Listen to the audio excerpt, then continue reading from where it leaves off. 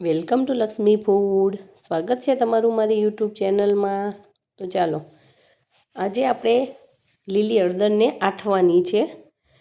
અત્યારે શિયાળાની સિઝનમાં બહુ જ મસ્ત હળદર મળતી હોય છે. મેં અહીંયા 250 ગ્રામ પીળી હળદર આવે છે એ લીધી છે અને 250 ગ્રામ આંબા હળદર લીધી છે.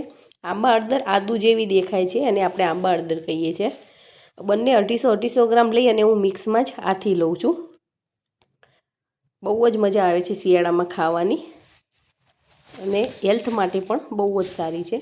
તો એને આપણે ચોખ્ખા પાણીમાં લઈ અને 2 થી 3 પાણીમાં ધોઈ લેવાની છે, કેમ કે આની ઉપર કદડો વધારે ચોંટેલો હોય છે.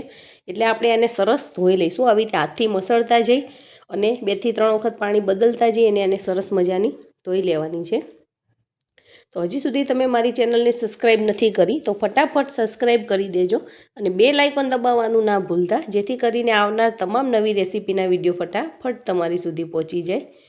અને જો તમને વિડીયો પસંદ આવે તો લાઈક કરજો અને ફ્રેન્ડ ફેમિલીમાં ચોક્કસથી શેર કરજો. આપણી હળદર સરસ ધોવાઈ ગયેલી છે. હવે એને એક કોટનના કપડામાં લઈ અને સરસ આવી રીતે કોરી કરી લેવાની છે. ત્યારબાદ આપણે એની છાલ ઉખેડવાની છે. તો સરસ ચોખ્ખી થઈ ગઈ છે, તમે જોઈ શકો છો. એકદમ કદડો ઉપરથી બધો જ નીકળી ગયેલો છે. હવે આને હું ચપ્પાની મદદથી ધીમે ધીમે આવી રીતે છોલી લઉં છું. બધી જ છાલ કાઢ્યા પછી આપણે એને ગોળ ગોળ પિત્તામાં કટ કરી લેવાની છે. ગોળ ગોળ સ્લાઈસ કે ઊભી સ્લાઈસ તમને જેવી ફાવે એવી સ્લાઈસ કરી શકો છો. હું અહીંયા ગોળ પિત્તામાં કરી લઉં છું. અને આપણે જે છાલ કાઢી એ પછી એને સરસ મજાની ધોઈ લેવાની છે, કેમ કે છાલ થોડીક આપણા ચપ્પામાં ચોંટી હોય, આમાં ચોંટી જાય છે. તો તમે જોઈ શકો છો આમાં પણ કેટલો કદડો નીકળ્યો છે. તો છાલ કાઢ્યા પછી પણ આપણે આને ધોઈ લઈએ છીએ, જેથી કરીને ડાયરેક્ટ આપણે પછી આને આથી લેવા થાય એટલા માટે. અને આવા કાણાવાળા બાઉલમાં લઈને એને સરસ નિતારી દેવાની છે અને આવા ગોળ ગોળ પિત્તા કરી લેવાના છે. હવે આ જે કાપીને મેં હળદર રાખેલી છે બંને, એ હું એક તપેલીની અંદર મિક્સ કરી લઉં છું, કેમ કે આપણે મિક્સમાં આથવાના છીએ એટલા માટે. અલગ અલગ આથવી હોય તો પણ ચાલે, પણ બંને મિક્સમાં આથીએ તો પણ સારી લાગે છે.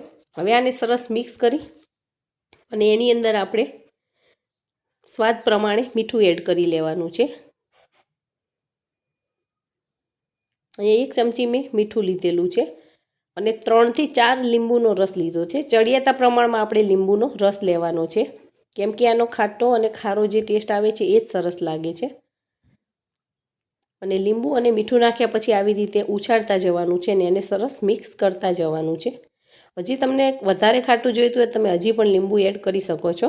અને એની સાથે આપણે આથવામાં 1 લીંબુના 4 ટુકડા કરી અને 2 થી 3 જેવા લીંબુ લીધેલા છે, જેના 4 ટુકડા કરી અને આની અંદર નાખી દેવાના છે, જેથી કરીને આપણી ખટાશ મેન્ટેન રહેશે અને એનો ટેસ્ટ પણ સારો આવે છે અને આપણી હળદર બગડશે નહીં.